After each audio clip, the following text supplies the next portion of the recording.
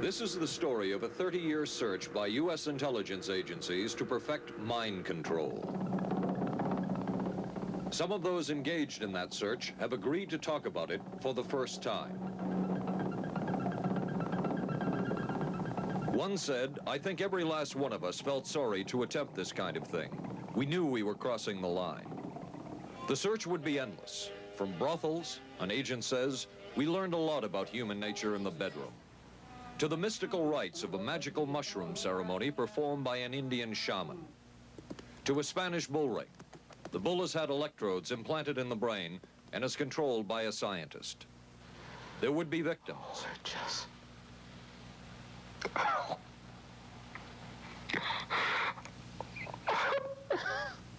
One intelligence agency tried to peel this man's mind back to reveal its deepest secrets. I'll live through it. I'll live through it. This man worked on some of these programs. He would write of his work, "It was fun, fun, fun." This is the story of the search for mind control. ABC News Close-Up, Mission Mind Control.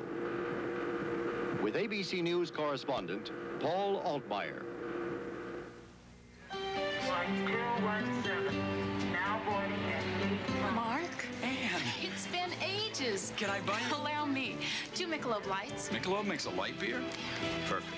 The good taste of Michelob Light. Don't just compare it to other light beers. Compare it to your regular beer.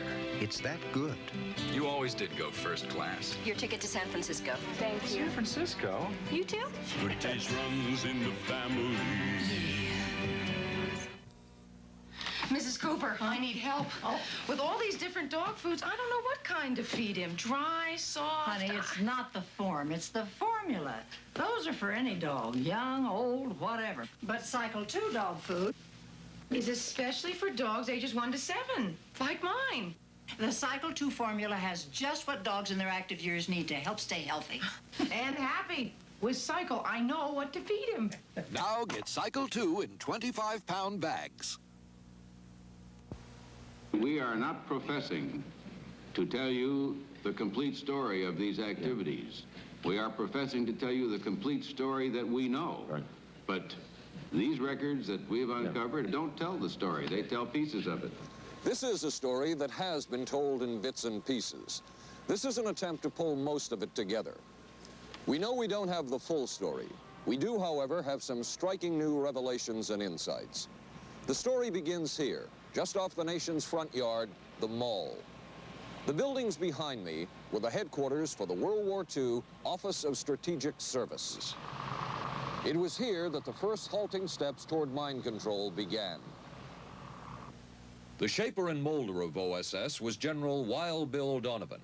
He said of his group's work, "We may have made mistakes, but we were not afraid to try things that were never done before." In this anything-goes atmosphere, Donovan appointed this man, Stanley Lovell, a Boston industrialist, to break new ground in many scientific and technical fields. Donovan called Lovell his Dr. Moriarty, after the fiendish professor in Sherlock Holmes. Lovell liked the name and posed for this Saturday Evening Post photo. He later wrote of his OSS job that it was, quote, to stimulate the Peck's bad boy beneath the surface of every American scientist and to say to him, throw all of your normal law-abiding concepts out of the window. Here's a chance to raise merry hell. It was in this atmosphere that the search for mind control began.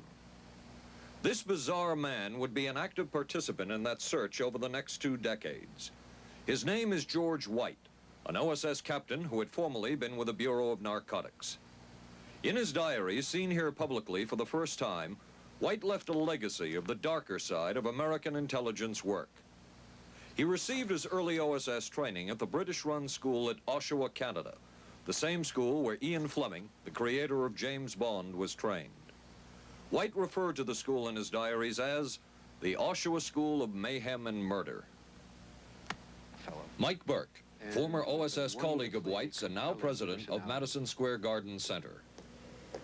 Very compelling fella, mysterious fella, almost mystical fella. He was fascinating because you knew something about him, but not enough about him to really get a fix on him. He also knew a great deal about the swifter elements of society, the gamier side of life, and he was very impressive in his technical knowledge of the underworld, so to speak. He said, one of our men gets beat up. He says, you have to act real fast and teach these guys a lesson. Charles Siragusa, a former narcotics officer and friend of White's. He'll come around, he says, and break your kneecaps. And with that, one guy laughed, and George would always have a little Billy with him. And this one guy sort of naked. George White turned around and whapped him across the neck with it. Then he picked up a pool stick and started beating everybody up. He made his point. And he made his point. George White was not a man of understatement or subtleties. His boss at OSS, Stanley Lovell, referred to him as deadly and dedicated. In this note from White's diaries, it says, call Lovell regarding TD. TD was a rather transparent cover for Truth Drug. George White worked with the Truth Drug Committee here at St. Elizabeth's Hospital in the nation's capital. They experimented with mescaline, scopolamine, and marijuana on unwitting victims. The committee soon learned there was no easy panacea, no truth drug at this stage. But White and later colleagues would not stop trying. The goal remained the same. As this 1952 CIA memo says, the aim is controlling an individual to the point where he will do our bidding against his will, and even against such fundamental laws of nature as self-preservation. But it was a discovery here in Basel, Switzerland, at Sandoz Laboratories by Dr. Albert Hoffman that led the intelligence agencies of America to believe that they had found the panacea.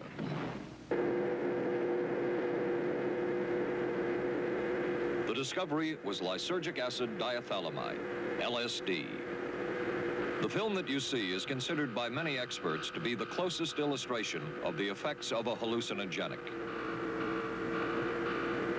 It was one of the first times that anybody had run into a powerful drug that was different than anything else that they knew anything about. John Gittinger, recently retired chief psychologist for the CIA. This is the first time Gittinger has been interviewed publicly. We could disable a whole city by putting a very small amount on a water supply. After all of these years of us, those of us who were involved in looking for this secret drug, this was the only thing that began to look for the first time like it might be something like that. The CIA's interest in LSD was intense. The worry was that the Russians would get hold of it.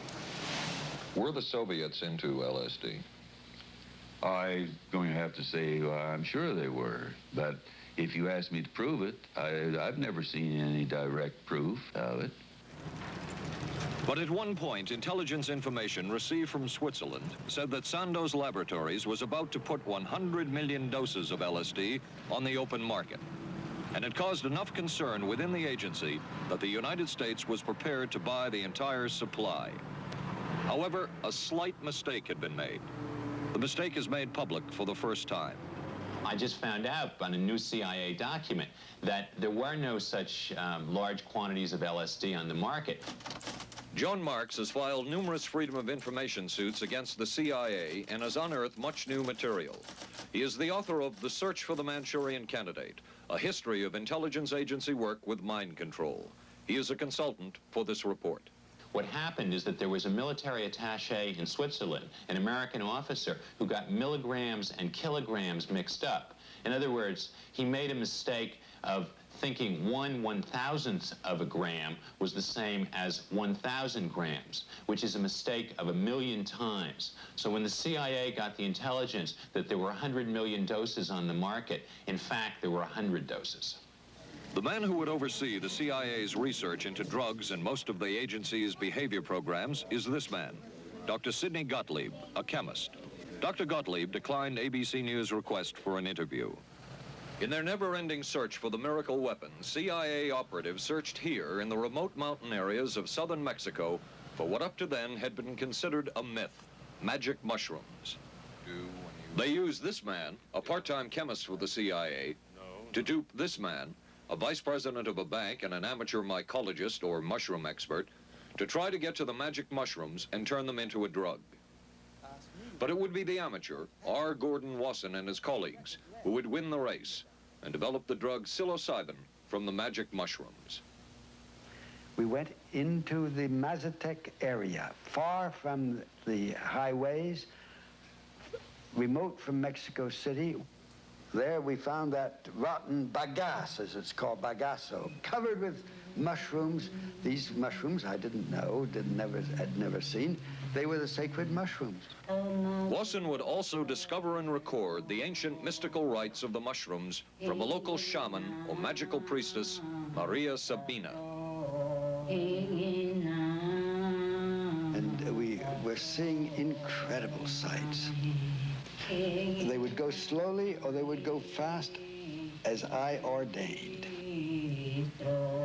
All your senses are rendered acute. We say that you see visions, you see hallucinations, but that doesn't begin to tell the story. The hallucinations are only part of it. You hear sounds, you smell things. The night was thrilling. Word of Wasson's discovery reached the CIA quickly. Dr. James Moore, a University of Delaware chemist, secretly served the CIA preparing deadly chemicals on short notice. Moore was instructed to get close to Wasson and accompany him on another trip to Mexico to get the magic mushrooms. Internal documents show the CIA felt a drug derived from the mushrooms could remain an agency secret. What in the world were they looking for with the magic mushrooms? I think the best answer to that is that they were looking for fundamental information on compounds that would be capable of causing changes in behavior, changes in mental attitude. Did you ever consider what would have happened if any of these substances were given to, say, unwitting people? Oh, I don't remember having considered that specifically. What if you, I trust perhaps you've thought about it. Well, I haven't worried about it. Your question again, what would I have thought had I known that any of these substances would have been given to unwitting persons? You mean a hostile agent of another government? No, I mean that was probably one of the things I had in mind. I mean testing it out on an American citizen. I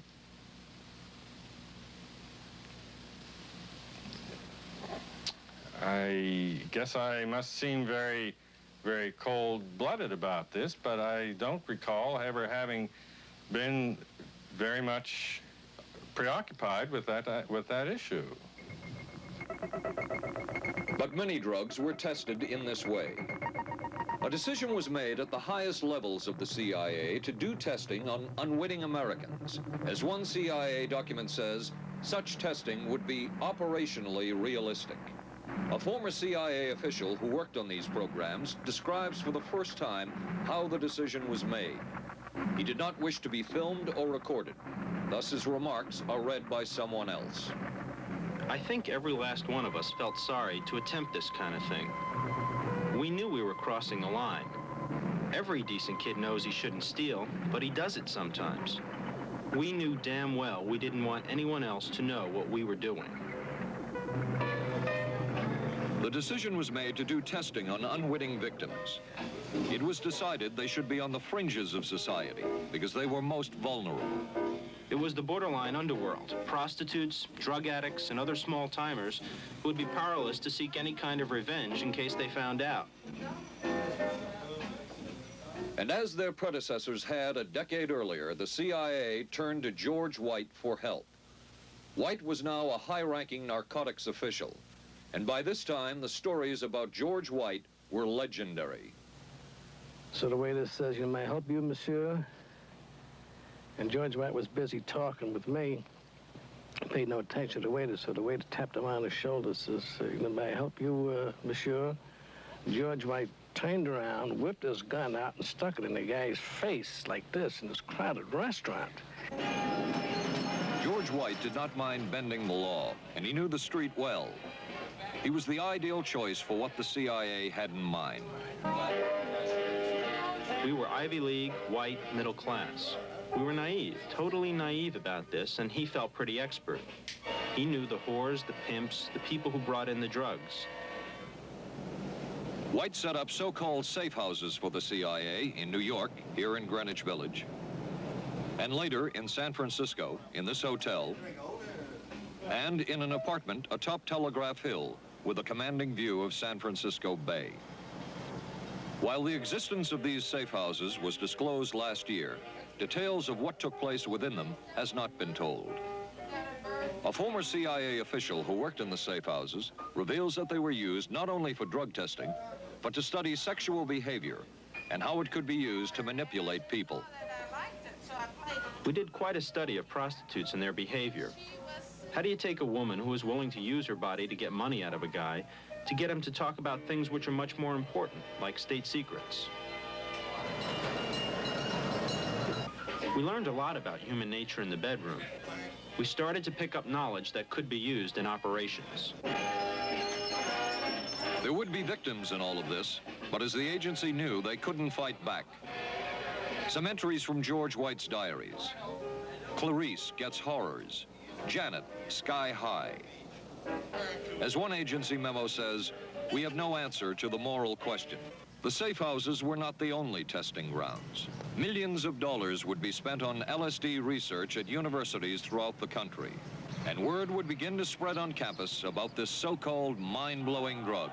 And suddenly, there was the counterculture of the 60s. I give the CIA a total credit for sponsoring and initiating the entire consciousness movement, counterculture events of the 1960s. Dr. Timothy Leary, the 1960s Johnny Appleseed of LSD.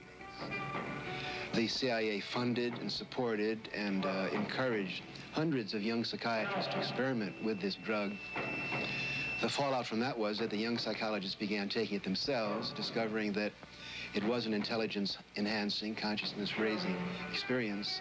I know that some of the studies in which the CIA had supported used as subjects people who later became strong proselytizers of LSD. So, you know, in that sense, yes, I think it did sustain the perpetuation of the use of the drug. And it's rather ironic, isn't it? The counter case that I would make in relationship to that is to remember that the people who were doing the research were people who would be doing the research regardless of who was the sponsor. I don't think anybody working in that time in the remotest ever thought that it would blow up into the kind of thing that it did.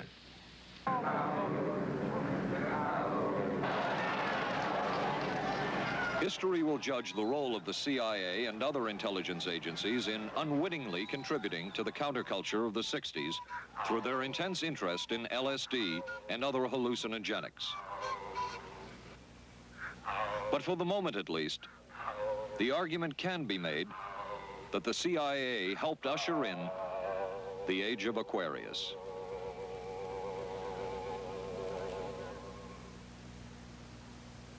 ABC News Close-Up will continue in a moment.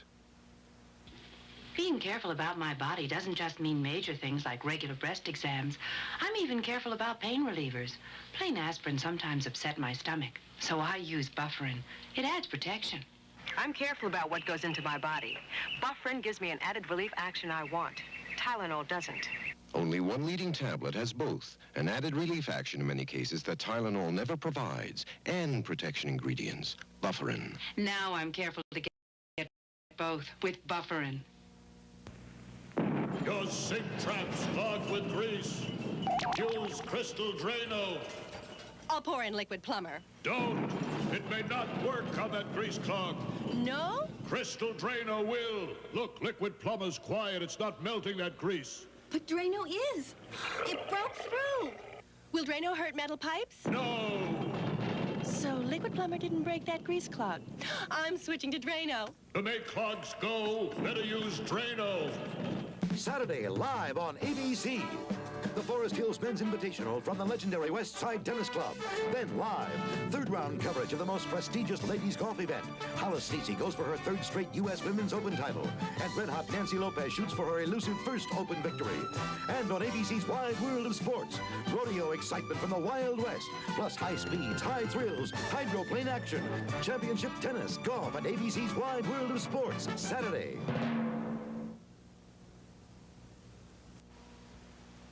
Wednesday on 8 is Enough. We got the buggy fever. The Bradford girls go disco crazy. Hey, hiya, hun.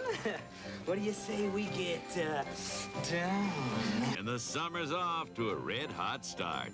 And Charlie's Angels play the horses. I want to be a jockey. But end up in a dead heat with death. Then, the ghost of Jack the Ripper haunts the back streets of Vegas.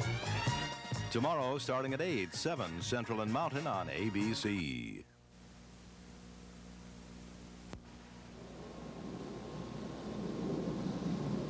Covering a span of history such as we are in this report, one can get sidetracked by the so-called glamour and mystery of espionage work or by the exotic qualities of some drugs.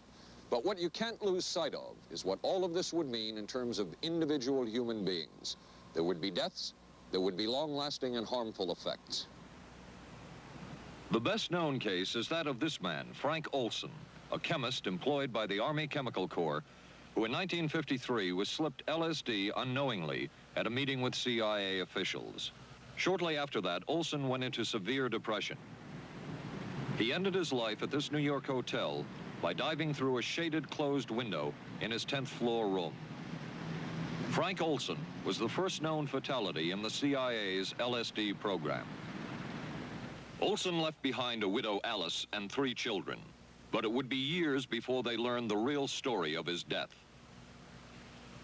Shortly after his suicide, Alice Olson was visited by Dr. Sidney Gottlieb, the man who had administered the drug, and by Robert Lashbrook, his deputy, who was the last person with Frank Olson the night of his death. It was probably to check me out and see whether I was handling myself and handling the situation, whether I was hysterical.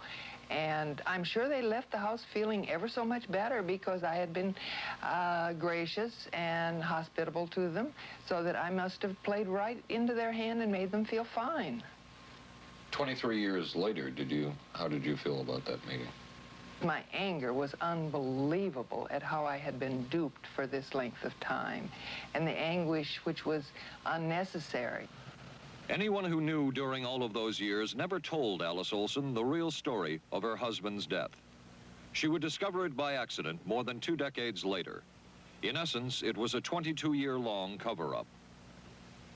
Lyman Kirkpatrick was Inspector General of the CIA at the time of Frank Olson's death. But had not the Olson case occurred within the secret confines of the CIA, would not this case have been a prosecutable case? Perhaps manslaughter? I would think very definitely prosecutable, and certainly from the point of view of of Mr. Olson, why it should probably have been actionable. Frank Olson's suicide slowed down the CIA's testing of LSD and other drugs, but only momentarily. The CIA was not the only government agency interested in the possibilities LSD and other drugs presented for mind control. The Army Chemical Corps first started working with the CIA and then branched off on its own. It too tested drugs on unwitting victims, and a death would result. The case of this man, Harold Blower, a tennis pro, seen here with his daughter Elizabeth, is well known.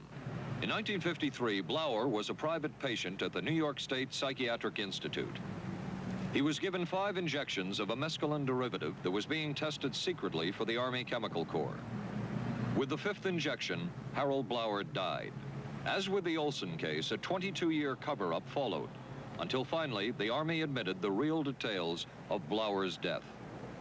Since the initial news stories of Harold Blower's death, close to 5,000 documents, previously classified, have been released by the Army and obtained by ABC News.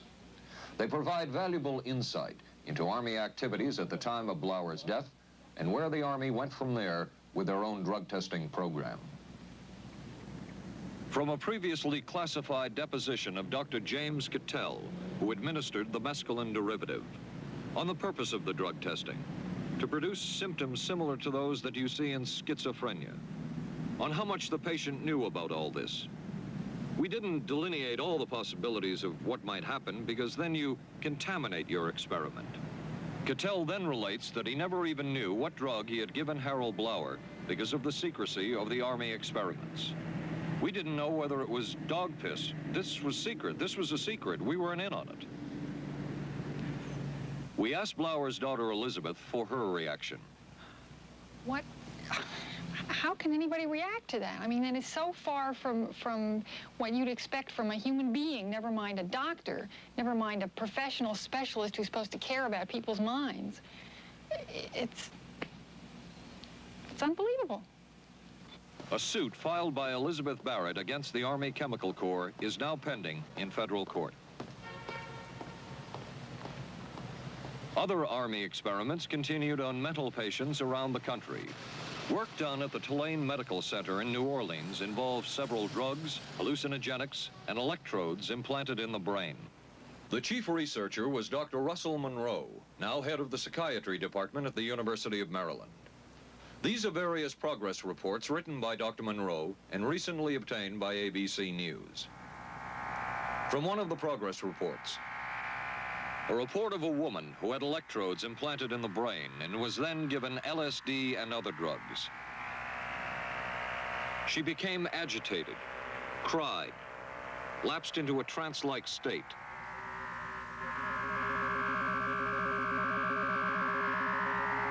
Felt as if she were about to have a convulsion, experienced waves of darkness and light, had bizarre sensations in her neck and legs, said somebody was trying to manipulate her body. At this point, Dr. Monroe wrote that the woman was obviously having paranoid ideas. As a layperson, perhaps you can enlighten me. What therapeutic effect would the type of experiment that I just described have on a patient? Well, the therapeutic effect would be indirect. Was this patient aware that she was being given LSD? Yes, I mean, they were told that they would be given some medication, and they specifically LSD? Well, we told them, I don't think that they would have even known what LSD was then at the time. They were told that they were going to they would be given some medications which might make them feel worse. Dr. Monroe, what do you think the Army Chemical Corps was looking for in all of this testing? They were looking for an incapacitating agent, an agent that would not harm the person permanently, but would incapacitate them temporarily. That seemed like a humanistic way to wage a war, if war is necessary. When James Thornwell was given LSD by Army intelligence in 1961, this time it was no experiment. This time, the express purpose was to peel back Thornwell's brain to bear any secret within it. This time, the Army had gone operational. Thornwell, as reported on ABC last January, was an Army private stationed in Orléans, France. Classified documents were missing from his unit. Thornwell became a suspect. His 2.5-month interrogation included administration of sodium pentothal, hypnosis, isolation, and deprivation of sleep. Army documents obtained by ABC News refer to this interrogation as conventional. Despite the severe questioning, Army intelligence was getting nowhere with Thornwell, and it was decided to slip him LSD. For 16 years, Thornwell never knew what had hit him. Tell me about the acid. I'd rather not. It's a bad trip. It's a bad trip. That was a bad trip. The pain was so excruciating, felt like somebody was sticking me with 1,000,000 pins, you know, just everywhere. Oh, it just... Oh.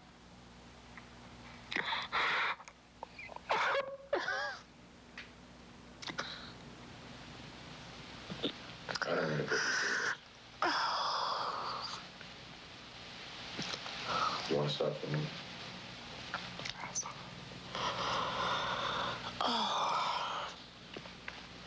I walked around. What's up? Oh, I can talk. I'll live through it. I'll live through it. I'll live through it. No charges were ever brought by the Army against Thornwell. He was discharged for psychological disorders. But an Army psychiatric evaluation of Thornwell obtained by ABC News, one which was done prior to Thornwell having been given LSD, says of him, fairly cooperative, oriented, alert, and gave no evidence of psychosis or depression.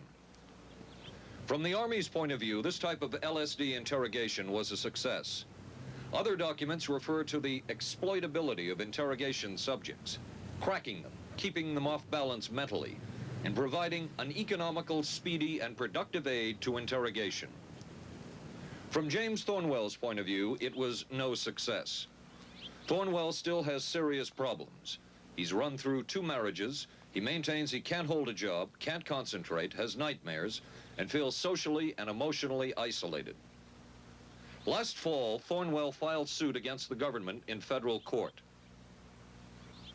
In a moment, we will examine the closest experimentation to brainwashing that we have uncovered.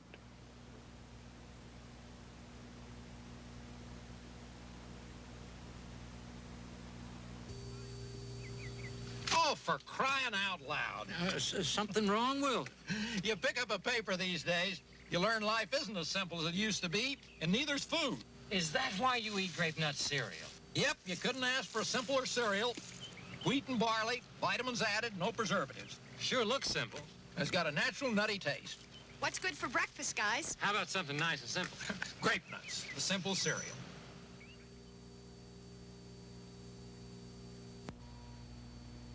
Maxwell House's coffee you can count on. Maxwell House. Good to the last drop. Maxwell House is good every time. Maxwell House is good coffee. Good to the last drop. Maxwell House. Maxwell House, coffee you can count on. Always smells good, always tastes good, always good to the last drop. Maxwell House is good news. Good to the last drop. Maxwell House. ABC News Close-Up will continue in a moment. Special baseball. The Yankees take on the Angels Friday night on ABC. This is a heavy-duty stick-up, and this is a good place for it. New heavy-duty stick-ups from Airwick for small places with big odors. This is David Shoemaker in the news at this hour. District police have charged a young Northeast woman with the weekend kidnapping of that day-old baby. Sources say the woman was pregnant and afraid she'd lost her own child in the accident, and that's what motivated the kidnapping. 'Twas the night before Skylab, and we'll have the latest on its fate and ours. Testimony before Congress today on battered wives. Some of the victims are battered wives. A rock and roll star put on probation for income tax evasion. The condition is he must put on 1,000 hours of concerts for charities. And we'll be talking with a local teenager who won a gold medal at the Pan Am Games. Join us at 11. Reach for the sun. Hello, sunshine. Reach for the sun. Hello, sunshine. Hello, Mountain Dew. Nothing else tastes or feels quite like Mountain Dew, or goes down as smooth like a soft breeze on a lazy afternoon. Reach for the sun. Reach for Mountain Dew.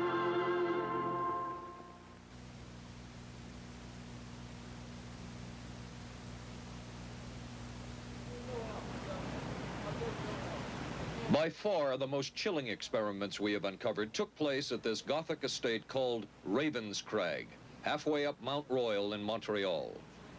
It houses the Allen Memorial Institute of Psychiatry of McGill University. It was here that the CIA funded a series of experiments, severe experiments. The work was done by the Institute's then director, Dr. Ewan Cameron. It is the closest experimentation to brainwashing yet disclosed. His work, unprecedented in psychiatry, consisted of 3 areas which he called sleep therapy, psychic driving, and the ultimate depatterning. Dr. Maurice Dongier, current head of the Allen Memorial Institute. In his psychic driving, so-called type of therapy, he would give the patient intensive electric treatment in order to make the patient regress deeply. become forgetful, and then he would attempt to implant new ideas in the mind of the patient. Now, to a layman, it would appear that Dr. Cameron was trying to take the slate and wipe it clean, the slate being the mind. In other words, brainwashing. Exactly, that's a very good comparison. Brainwashing. Yes, if you like. Val Orlico of Winnipeg, Canada, the wife of a member of the Canadian Parliament, was a patient of Dr. Cameron's. She entered the Allen Memorial Institute because of severe depression. She describes for the first time publicly the LSD therapy and psychic driving treatment that she was given by Dr. Cameron. And then the drug began to take hold very rapidly because it was an IV injection. And things became very furry and very frightening, and had a lot of sensations that it's very difficult to recall.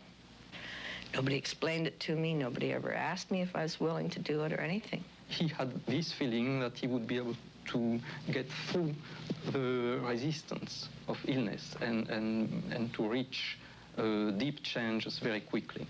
Did he? I don't think that when you look at that in retrospect, the hopes that he had have been in any way fulfilled. But Cameron would plunge on. The next step was what he called psychic driving. This involved almost endless tape-recorded messages and more drugs for the patient. Cameron wrote that this was the way to make direct controlled changes in personality. I thought this was the coldest and most impersonal treatment that anybody could give to anybody in the world. And I became more and more despondent and more angry. I just became so despondent that I thought I can't live like this any longer. And I thought I would just go out and throw myself underneath the cars on McGregor. I stood on the curb of that street and I stood there and I thought, okay, go. Okay, go. And then I thought, what if you're not killed? What if you're just maimed? What if you don't die and you live and you can't even talk anymore? And I couldn't do it. The most severe technique Cameron used was de-patterning. He described it as breaking up the existing patterns of behavior by means of intensive electroshock therapy with prolonged periods of sleep. He carried out these experiments in something he called the sleep rooms. People in there were like babies. They cried and they were very disoriented. And we were very afraid of the sleep room. We used to walk very carefully against the side of the corridor that was opposite the sleep room with our backs to the wall when we'd go by. Cameron used this combined sleep electroshock treatment on patients as long as 30 days. One patient he kept asleep for 65 days. Cameron retired, and his successor, Dr. Robert Cleghorn, ordered a follow-up study on the patients treated with Cameron's de-patterning method. It showed that it was no more beneficial in its result than the use of more conservative methods. But the follow-up study showed that 60% of those who had been de-patterned still had amnesia for periods of anywhere from 6 months to 10 years. That's quite a memory loss, isn't it? That is a memory loss. Indeed it is. It's I think, more than desirable. In retrospect, does Dr. Cameron's experimentation and his treatment appear harsh? I would say yes. I mean, this forceful type of approach that I was describing to you is definitely, it can be said that it's harsh. I wouldn't call it harsh. I would say it was harder on the staff than it was on the patients, because these people had to be fed and they had to be cared for and they had to be given sufficient fluid and food and toileted and so on and so forth. It was a very difficult thing for the staff to follow these patients properly and see that they did well. Well, I'm glad he was concerned for the staff. But damn it all, I wouldn't. I could have maybe had a different kind of life. And that makes me angry and sad, and I don't know how to explain how I feel, really. I just. How did you feel when you learned that Dr. Cameron's experimentation was financed by the CIA? Well, I thought, oh, I can't even use the word that I thought, because I thought, that bastard. And he was too smart. He knew who he was working for. And, excuse me, but I just, I just can't, sometimes I can't believe it, and yet I know it's true. If you had the opportunity to say something to the people at the Central Intelligence Agency who financed this study, what would you say? I realize the CIA is a very important organization, and they have a very important job to do. But God, it surely doesn't have to be done on people who are totally incapable of knowing what's happening or having any defense against it. And I can't imagine the mentality of people who would do this. I just can't. As for Dr. Cameron, he died in 1966 while mountain climbing. A colleague wrote of Cameron, "For him, the ends justified the means. And when one is dealing with the waste of human potential, it is easy to adopt this stance." Dr. Cameron seemed ideally suited for what the CIA had in mind.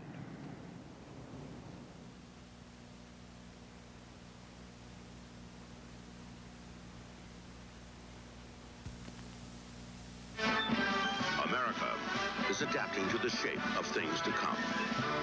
Triumph TR7 with 5-speed transmission or optional automatic.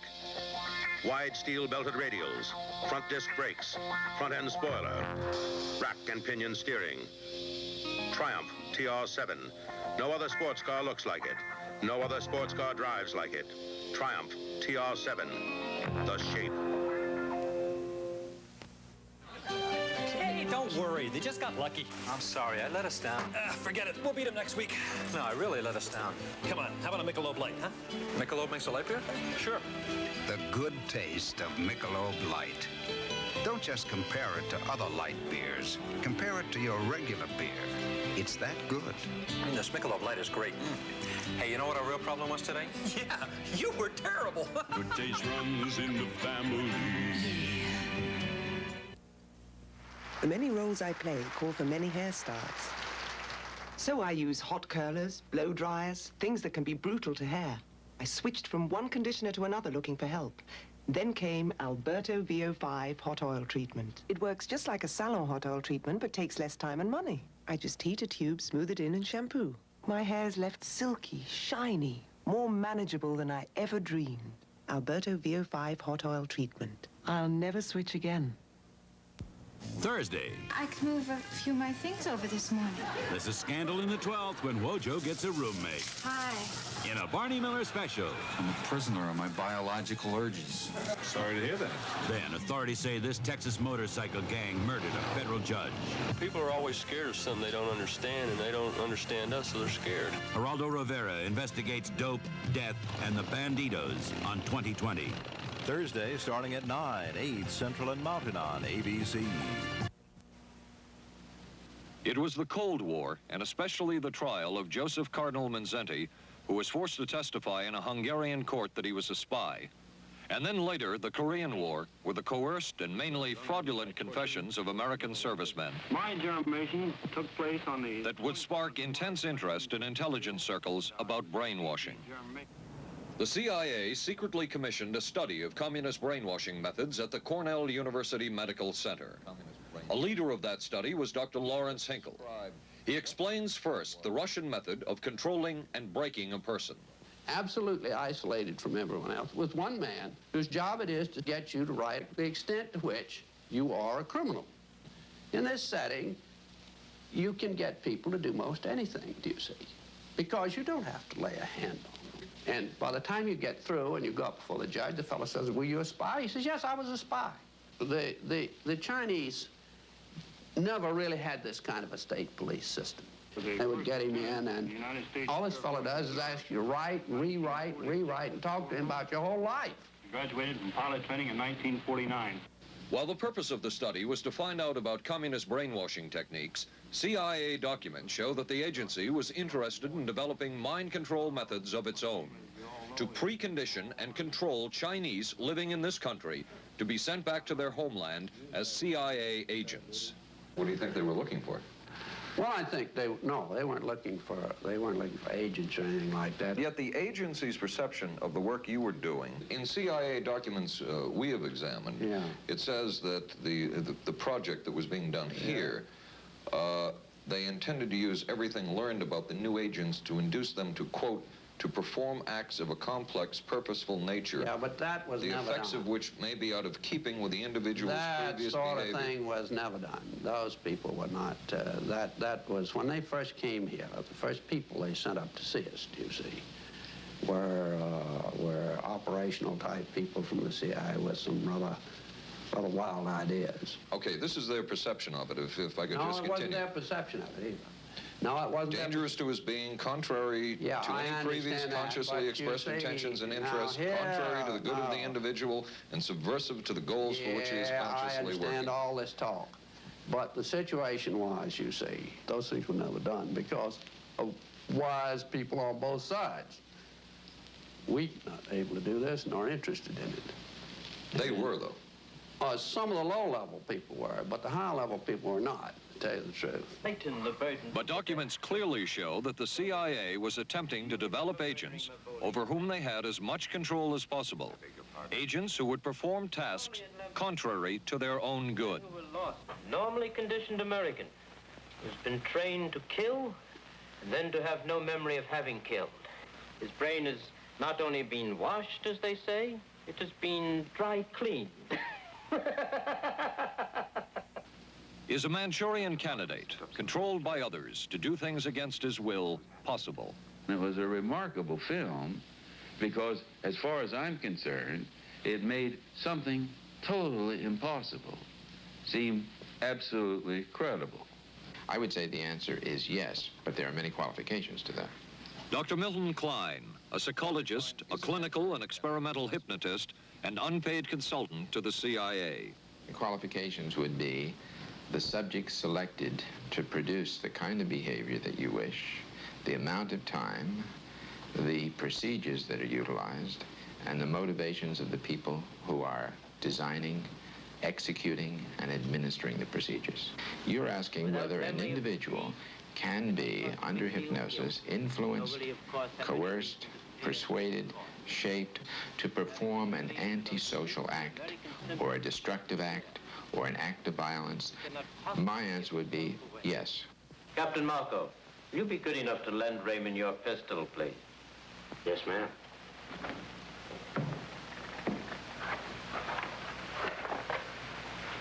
Thanks, Ben. Sure, kid. Shoot Bobby, Raymond. Through the forehead. Yes, ma'am.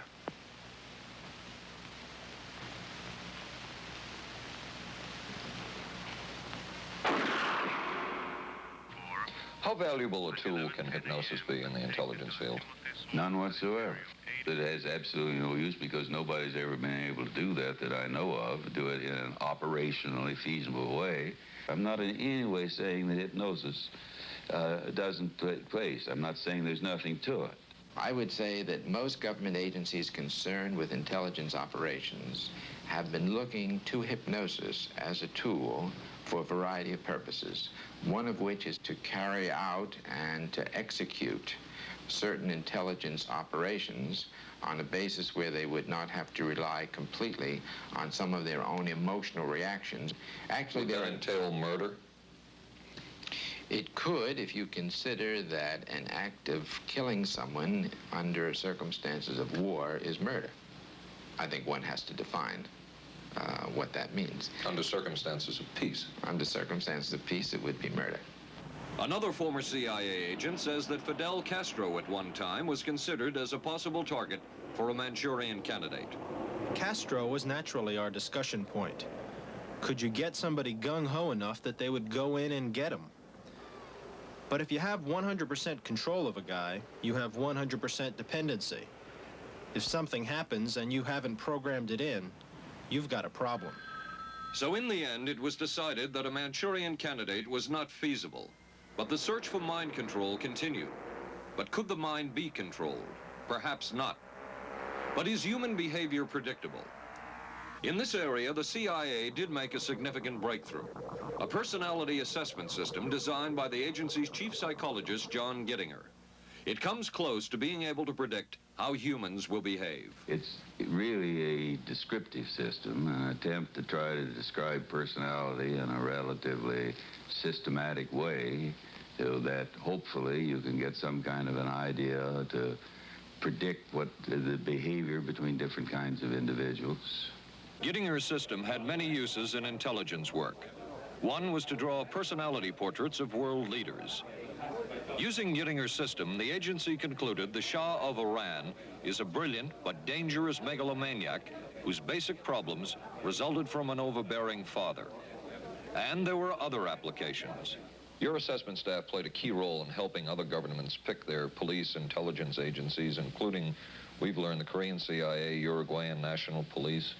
Can you tell us about this? No. Author John Marks. The former #2 CIA man in Uruguay told me how in 1966, John Gittinger and an assistant traveled down to Uruguay and gave the tests in order to select members of the Uruguayan intelligence service. A psychologist who used to work for the CIA told me in 1961 he personally traveled to South Korea as part of an American CIA effort to set up the Korean CIA and to give the personality tests to candidates for the Korean CIA to choose the best man for their secret police. But one of the basic functions of Gittinger's system was finding the vulnerabilities of an agent, a double agent, or a potential agent. In its applicability to intelligence work, isn't the PAS system looking for a person's soft spot? Well, of course, the answer to that is yes, but I hasten to say soft spot. This is what I consider a negative word. Of the hundreds of behavioral projects undertaken by the CIA, Gittinger's appears to have been one of the more successful and more conventional. Other experiments were not as conventional. Neurophysicist Dr. Jose Delgado was financed by the Office of Naval Research. In this experiment, the bull is sedated. Electrodes are implanted in its brain. Delgado transmits an electronic impulse to the center of the bull's brain. Delgado has remote control of the animal. Recently released CIA documents refer to the feasibility of remote control of animals and that special investigations will be conducted toward the application of selected elements of these techniques to man. Other areas were examined through the 60s and 70s. Brain surgery, psychosurgery, creation of amnesia, parapsychology, manipulation of genes. Even though past and present CIA officials have indicated this kind of work ended in 1963. Whole truth, nothing but... And one of those who took part in these programs. Thank you, sir. In 1977, the Senate subcommittee heard testimony from many of them, but the testimony was not that revealing. According to one of them, they agreed amongst themselves to keep the inquiry within bounds that would satisfy the committee. Former narcotics officer Charles Siragusa says that he was asked to limit his testimony by the man he reported to at the CIA. He wanted me not to say anything. To perjure yourself. That's right. Well, either that, I'd have to perjure myself or take the Fifth Amendment. And I'm not about to take the Fifth Amendment for anybody. Okay. Former CIA chemist Robert Lashbrook testified he had no first-hand knowledge of the agency-run safe houses when, in fact, he supervised one of them. There was very little... And according to George White's diaries, was at a safe house when White conducted what he called an LSD surprise experiment. Dr. Sidney Gottlieb, whom we recently filmed near his California home, oversaw many of the CIA behavioral programs. He retired in 1973 and destroyed the records of this work. In sort of a valedictory letter, Dr. Gottlieb wrote that he and his colleagues had been able to maintain contact with the leading edge of developments in the field of biological and chemical control of human behavior. Dr. Gottlieb also testified before the Senate subcommittee, but from an anteroom where he could not be filmed because of what his lawyer termed health and cardiac problems. Dr. Gottlieb declined ABC News' request for an interview. And what of George White, the man who helped the agency in so many of its programs? He would retire here to Stinson Beach, California. And shortly before his death, he wrote to his boss at the CIA, Dr. Sidney Gottlieb, and summed up his career by saying, "It was fun, fun, fun. Where else could a red-blooded American boy lie, kill, and cheat, steal, deceive, rape, and pillage with the sanction and blessing of the All-Highest?" Has mind control been achieved? From all of the available evidence, it appears doubtful. The human will has prevailed up to this point. But as we have seen, work is continuing in this field, work that we still don't know very much about. How deeply are the Russians and other dictatorships into all of this? We really can't say, and the CIA is reluctant to give out information about it. But the basic question remains, what place does all of this have within a democracy? One final point should be made. As one of the persons who worked on these programs told us, we are very capable, conscientious, and very dedicated scientists working for our country. Their work speaks for itself. This is Paul Altmaier for ABC News. Good night. Here's a great idea. Potato peeler? Nope. Hair curler. It's Vanish Bowl Freshener. Freshness in a snap. Snap it under the rim and it freshens 2 ways. It's always there to freshen. Then when water hits it, extra deodorizer and detergents are released, working best when and where you need it. When the bowl's fresh, the bathroom's fresher. Snappy idea. Vanish Bowl Freshener. Vanish for a cleaner bowl and a fresher bathroom. What do doctors recommend for pain today? This report shows doctors' #1 choice is the pain reliever in Anacin. 5 million recommendations last year for pain of headache, backache, minor arthritis, and muscle ache. The ingredient in Anacin is the doctor's #1 choice. Anacin is strong, a special combination of medical ingredients free of stomach upset for millions everywhere. The ingredient in Anacin, doctor's #1 choice.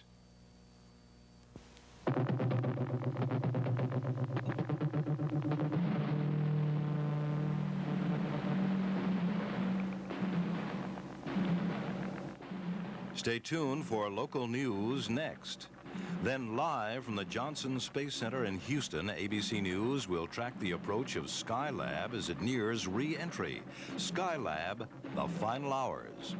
Right after Twiggy and Dirk Benedict of Battlestar Galactica star in I Want Her Dead on the Tuesday Movie of the Week tonight on ABC.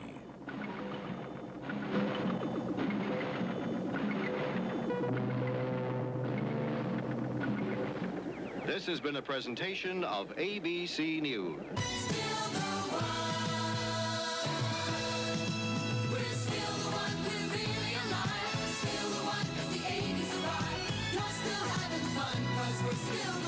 Still the one, ABC.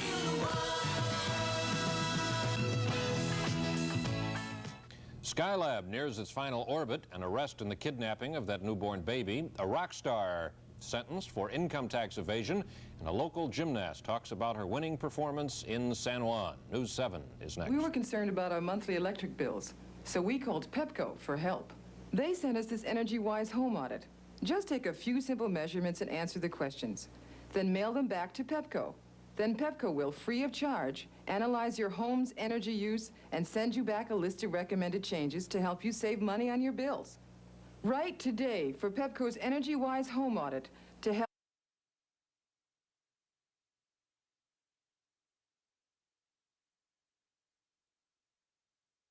I don't care if you think I'm Satan reincarnated.